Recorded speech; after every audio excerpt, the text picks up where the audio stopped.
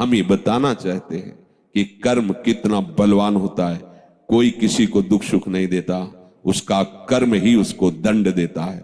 तुम जो एकांत में पापाचार कर रहे हो, वही जब वृक्ष रूप फलीभूत होगा तो तुम्हें ऐसा दंड देगा कि कोई तुम्हें बचा नहीं। अवश्य में भोक्तव्यम, अवश्य भोगना पड़ेगा।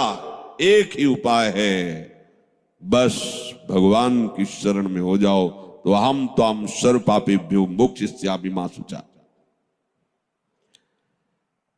जिन क्रियाओं से अपना संबंध मान लिया जाता है, ध्यान रखना, अपने लिए किया जाता है, वो अच्छी हो या बुरी, दोनों क्रियाएं तुम्हें भोगनी पड़ेंगी। वो बंध गई। मनुष्य की एक ऐसी धारणा बनी हुई है कि बच्चे पैदा करना हमारा कर्तव्य है, बच्चों का पालन पोषण करना हमारा कर्तव्य है, आजीविका, व्यापार, किसानी, नौकरी, पढ़ाना लिखाना, जो भी, ये सब हमारा कर्म है, यही हमारा कर्तव्य कर्म है। खाना पीना, सोना बैठना, चिंतन करना, इसको वो कर्म नहीं समझ पाते हैं। इसको वो कर्म मानते हैं कि नौकरी करना, कि शादी करना, बच्चों का पढ़ाना लिखाना, पालन पोषण, ब्याह, ये सब, ये कर्तव्य कर्म नहीं है। ध्यान रखना, कर्तव्य कर्म है भगवत प्रसन्नता के लिए करना।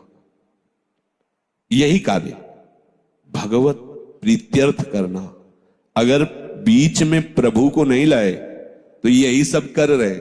हर जीव बच्चा पैदा कर रहा है, हर जीव खा पी रहा है, हर जीव सो जाग रहा है, हर जीव भयभीत है, हर जीव, ये हर जीव किसी भी शरीरधारी, एक चींटी भी आपको प्रयासरत दिखाई देगी अपना उदर पोषण, एक हाथी भी अपने प्रयास होगा उदर पोषण के लिए, बच्चों का पालन पोषण करने के लिए। हमारा कर्तव्य कर्म इन सब के राग से छूट जाना है।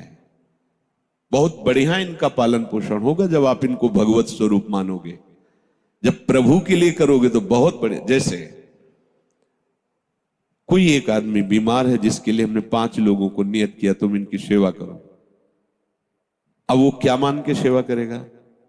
उससे कोई अपना संबंध नहीं, उससे कोई ममता नहीं, गुरु आज्ञा है इसलिए मैं कर रहा हूं। और भरसक प्रयास करेगा मेरी कोई शिकायत ना जाए, मतलब अच्छे से सेवा करेगा, उससे ममता भी नहीं है, आसक्ति भी नहीं है, सेवा भी कर रहा है, परिणाम भगवत प्राप्ति। ऐसे ही तुम्हें परिवार में, जो गृहस्थ में हो, ऐसे ही तुम्हें करना है हरि गुरु आज्ञा पालन करने के लिए।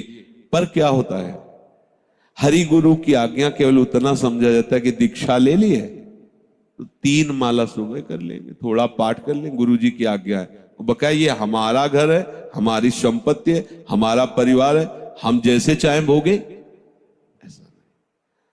न पहले तुम्हारा था, न बाद में तुम्हारा रहेगा, बीच में तुम्हें सेवा के लिए दिया गया और झूठ से तुमने उसे अपना मान लिया। मुनीम अगर उस कंपनी का, जिस कंपनी का मुनीम है, उसको हड़पना चाहे तो क्या होगा? जेल की सजा होगी ना। तो मुनीम हो तो मुनीमगिरी केवल करो, मालिक बनने की चेष्टा मत करो। सेवक हो, सेवक भाव से रहो।